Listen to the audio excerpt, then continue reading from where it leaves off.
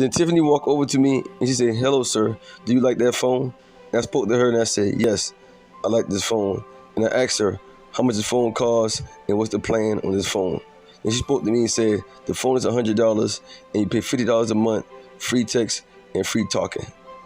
Then I spoke and said, "Okay, sound great. Let me get one." Then I hand her the phone. Then Tiffany spoke to me and said, "No, put that phone back on the table. I'm going to go in the back and get you a new one in the box." And I spoke and said, "For sure." Then Tiffany started walking to the back. Then George came over to me and said, "Marcus, she's gorgeous. You think I should holler at her and get her number?" Then I looked back at George and I spoke and I said, "Sure, why not?"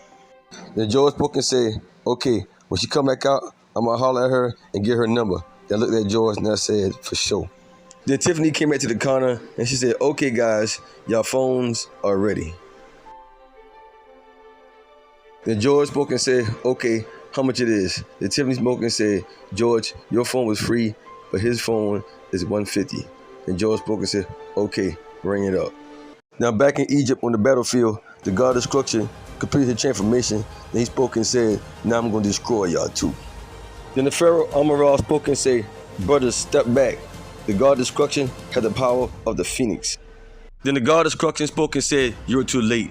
Then he grabbed one of the pharaohs by his throat and he picked him up and said, "This is the end for you."